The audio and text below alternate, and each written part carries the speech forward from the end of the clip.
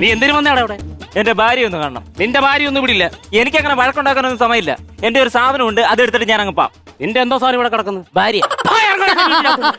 നിന്നോട് ഞാൻ പറഞ്ഞിട്ടുണ്ട് രമേശ, എന്റെ ചെത്തിയ മുറ്റത്ത് കയറിപ്പോകലെന്ന് പറഞ്ഞിട്ടുണ്ട്. അതെനിക്കറിയാം. അതുകൊണ്ടല്ലേ ഞാൻ ആ പുല്ലുള്ള പറമ്പിക്കട വന്നേ. എടാ അതല്ല, എന്റെ മിറ്റത്ത് കാലുകുത്തല്ലെന്നാ പറഞ്ഞത്. അതെന്നാ? എനിക്ക് മിറ്റമില്ലാത്തോണ്ട്. പ്രസവിച്ച് കിടക്കുന്ന അവളെ കുഞ്ഞിനെ കണ്ടിട്ടേ ഞാൻ പോവും. അതൊരിക്കലും നടക്കത്തില്ല. അതിനാ? എടാ തവളകൾ പ്രസവിക്കാറില്ല, അത് മുട്ടയിട്ട് പെരുകത്തതേ ഉള്ളൂ. അതാണോ കിളറാൻ ഞാൻ പറഞ്ഞേ. പിന്നെ പ്രസവിച്ച് കിടക്കുന്ന അവളെ കുഞ്ഞിനെ കണ്ടിട്ടേ ഞാൻ പോകത്തുള്ളൂ. ഇതൊക്കെ പറയാ. നീ ഇപ്പൊ എവിടുന്ന് വരുന്നു? ഞാനിപ്പോ എവിടുന്ന് വരുന്നു? മണ്ണടി. മണ്ണിനടിന്ന് വരാൻ നീനടാ വരയാണ്. എന്തെന്ന്? വരയാണോ? നിങ്ങളുടെ ഒരേ ഒരു മരുമൻ. ഞാനിപ്പോ വരയാണ്. അപ്പൊ നിനക്കറിയാം എന്ത്? ചിപ്പിയാണ് കെട്ടിച്ചെന്ന് അറിയാം, അല്ലാതെ ഗപ്പിയല്ലോ. എടാ 8 എവിടെ പെറ്റുകൂട്ടാൻ. എടാ നിനക്കറിയാവോ അവിടെ പ്രസവം കഴിഞ്ഞപ്പോ ഡോക്ടർ എന്തോ പറഞ്ഞെന്നറിയാവോ? കൺഗ്രാചുലേഷൻസ്.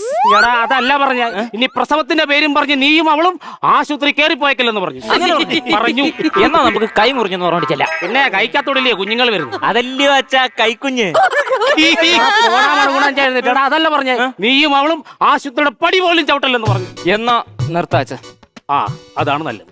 ആശുപത്രി പോക്ക് നിർത്താം. പിന്നെ എന്നിട്ട് നമുക്ക് വൈറ്റാട്ടിയെ പിടിക്കാം. നിനക്ക് നിർത്താൻ ഉദ്ദേശമില്ലടാ.